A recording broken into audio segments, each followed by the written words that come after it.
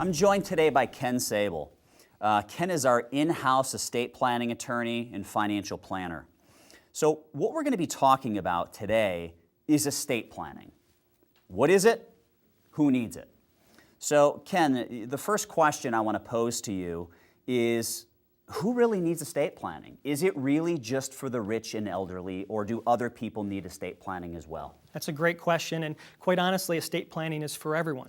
From the young married couple with their first baby on the way, to the elderly couple who want to make sure that their affairs are in order so their assets, when they pass away, pass to their beneficiaries efficiently. Makes sense. So what are the actual benefits of having an estate plan? Why would somebody want one? Why go through the trouble of setting it up? What are those benefits? Well, there's a lot of different benefits, and really the most important one, in my opinion, is making sure that your assets go to the people you want them to go to. Absolutely. If you don't have a will in place, a basic will in place that says, my assets go to this set of people, state law decides where your assets go. So it sounds like having a good, solid estate plan in place really gives you control. Control while you're here and control in the afterlife as well. Absolutely. And honestly, depending on your wealth, having that control after you pass away is important to a lot of people. Without a doubt. So I found it interesting that you said early on that young married couples need estate planning. Because there's totally a misconception out there that the only people that need it are the super rich and the elderly. So in my mind, the young married couple, they don't have a lot of assets. And they're young and married, so they're not elderly. So why would the young married couple need estate planning? Well, like I said, in the basic will, not only do you name where your assets go when you pass away, but for married couples with minor children, the most important thing they need to decide on is a guardian for their minor children if they both pass away suddenly. Absolutely. So would you say generally, is there like a basic set of estate planning documents that everybody should have? Yeah, absolutely. And this doesn't matter if you're married, if you're young, you're old, you're wealthy. A last will, top of the list, must have for everyone. Then you have a medical power of attorney and a living will. Those are medical documents. Those documents are great because they allow you to make those medical decisions on your own behalf if you are mentally or physically unable to do so. Then you also have a financial power of attorney, and it works the same way. If I am mentally or physically unable to pay my bills, do what needs to do financially, I'm going to name someone in that document to be able to access my checking account, pay my bills, and take care of business. And in addition to those basic must-haves, I think that a revocable trust, a living revocable trust, for probably 99% of the population is a must-have as well. Trusts have so many benefits and there are so many types, but a basic revocable trust will allow you, one, to avoid probate court. There's creditor protection on top of that. And as we mentioned before, if you have minor children, a trust is going to allow you to set up that trust where after you pass away, you have control, you name a trustee, and that trustee is going to invest and take care of those assets until that minor child is of age to actually take care of that money himself or yep. herself. Good, makes sense. There's one document you didn't mention, and it's something that you began recommending to our clients when you joined our firm. And it's not part of any basic estate planning package. It's kind of your own thing, which I think it's phenomenal. It's the letter of instructions, right? Can you just explain to our viewers a little bit about what that letter of instructions is and why it's really so important? Yeah, a letter of instructions, and it goes by different names, and I've seen different attorneys use it. But what it really does is it combines all of your assets in your estate planning documents and really just tells a story of your life that you're going to provide with your final documents to your family to say, here's how you're going to pick up the pieces. Here's a list of all of my bank accounts. Here's a list of my real estate. Here's a list of my businesses, my business partners. It gets down to the nitty-gritty as far as, who's my landscaper? Who does the snow plowing? Who's my plumber? It's important stuff. Yeah, sure. Credit cards, cars, when are those payments made? All of those things where, if you didn't have that list and you pass away suddenly, no one's going to know what to do, how to take care of your stuff. And this really just combines everything into one solid document. Sounds like it really helps to organize your life, which is good, and make sure your spouse isn't left scrambling if you check out of this world, which is great.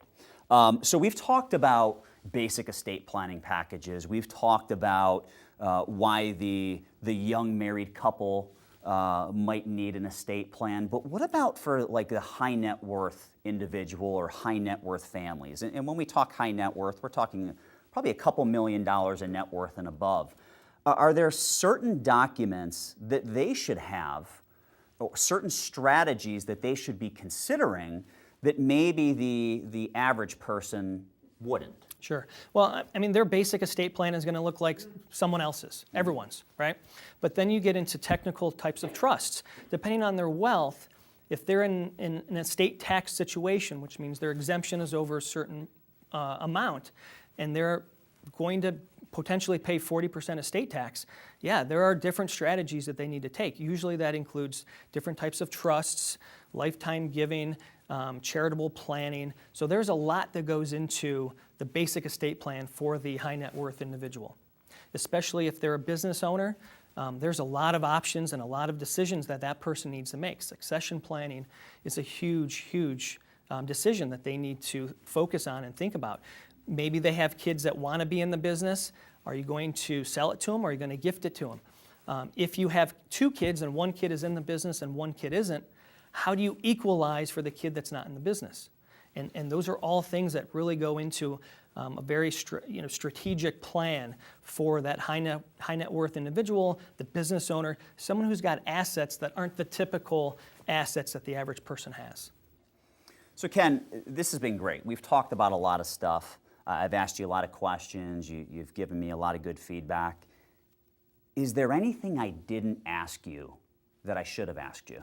Well, probably the biggest thing that I'm seeing right now is the idea of people reviewing their plans. I've seen a lot of clients in the last month, honestly, that have plans that are 15, 20 years old, and they did them when they had their minor kids. And now their kids are adults and they want to change maybe the executor, or they want to change the distribution policies in their trust to their adult kids now.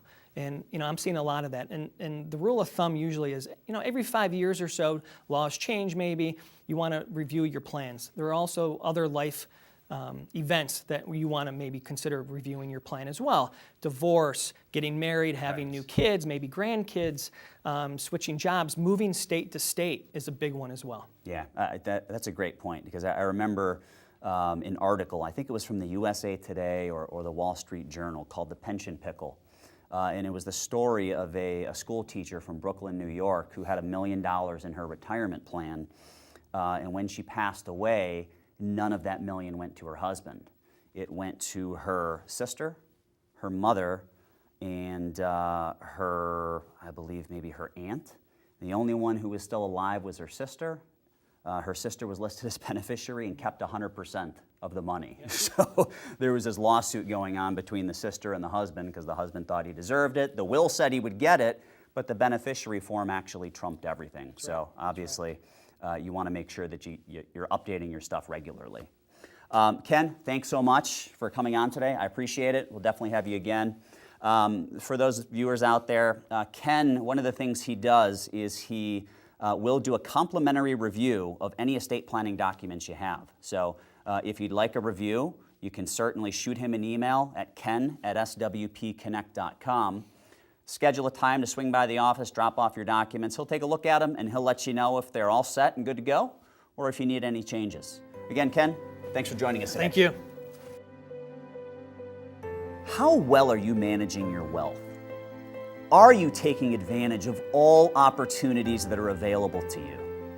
Just as it makes sense to have regular physical checkups to make sure you're maintaining optimal health, it also makes sense to do a regular checkup on your financial situation. Our Wealthalize tool will provide you with that diagnostic. Simply complete our online questionnaire in under 15 minutes. Our proprietary software will analyze your investment strategy, tax situation, asset protection, estate planning, charitable giving, and your professional relationships. You'll immediately receive a score ranging from 0 to 100, which assesses your situation. Additionally, you'll receive a SWOT analysis, which identifies your strengths, weaknesses, opportunities, and threats that could impact your wealth management. Visit today, www.wealthalize.com.